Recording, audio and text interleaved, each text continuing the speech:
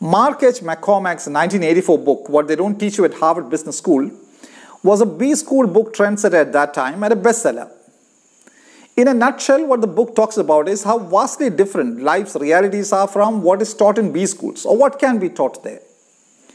That concept is even more relevant today given the shift to online education, which in many ways takes the students farther away from reality. It's best to learn life's lessons firsthand, like we've been learning this week and over the past few months from Flyovers. If you are the type that is fascinated by words like a Shashi Tharoor, here's a word for the new year: Gyrophobia, which is an anxiety disorder characterized by a fear of bridges and tunnels. For a first lesson from Flyovers, we go to a flyover in Ferozepur, Punjab, which is all about VIP security. We are a nation that seems to exist for our VIPs. So when you and I get caught in a traffic jam on a flyover, we are expected to just grin and bear it. But for our VIPs, they must have a clear path to virtually fly over the flyovers. Fact is, Prime Minister Narendra Modi got caught on the Ferozepur flyover in Punjab for about 20 minutes. The location was about 30 kilometers from the Pakistan border, but more importantly, the Prime Minister was just over 100 meters from protesting farmers. In the past, national leaders felt threatened by enemy nations. But modern day leaders feel so threatened by fellow citizens that they need to be protected from virtually everybody in the world.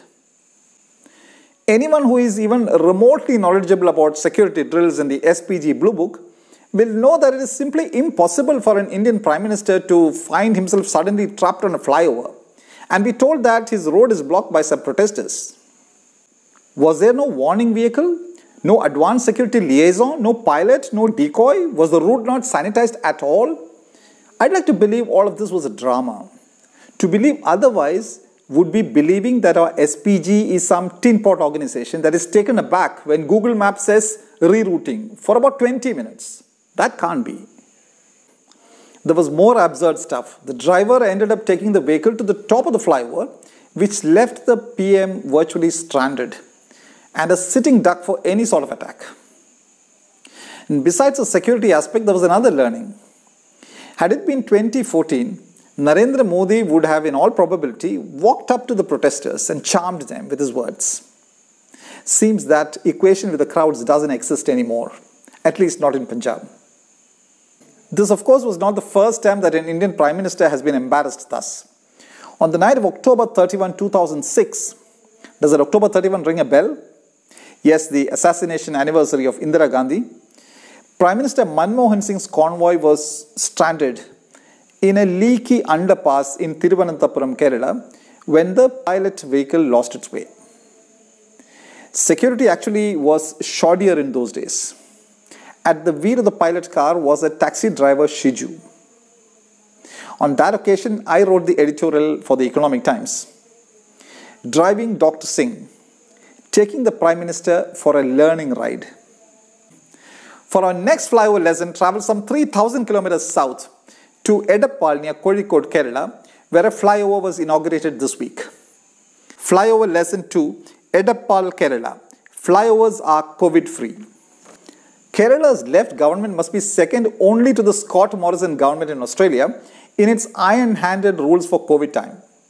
But unlike Australia, Kerala's leaders can tweak the rules to suit their convenience.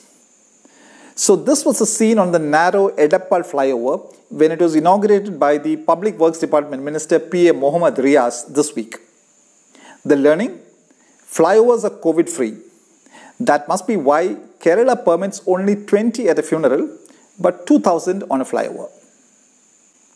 For flyover lesson 3, we go to Mumbai, where a flyover was inaugurated only 5 months back in Mankud on August 1. The construction quality was such that on its very day of inauguration, Maharashtra Chief Minister Uddhav Thackeray said the quality of its surface needed to be improved. Just a month later, a scooterist was killed and the flyover was blocked for repairs, prompting money control to reflect on Mumbai's general decline. It carried this article: as Delhi moves ahead, a new flyover in Mumbai symbolizes the degeneration of the city.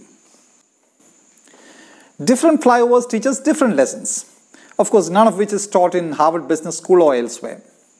But one common thread that runs through them is that in a country like ours, which is so obsessed with the personality cult, when a VIP gets caught on a flyover, it makes news. But not when common people snail along them all year round. We exist for VIPs, don't we? So the next time you're stuck on a flyover, instead of feeling Jafairophobic, there's another option. Feel prime ministerial. This video is dedicated to Sohail Ahmadi, the Afghan boy who was handed over to US soldiers in desperation by his parents in the middle of the chaos at the Kabul airport in August 2021.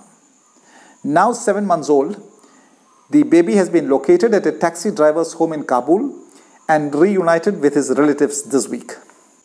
May thousands of others who have been separated across the world in different circumstances find similar reunions with their loved ones in the new year.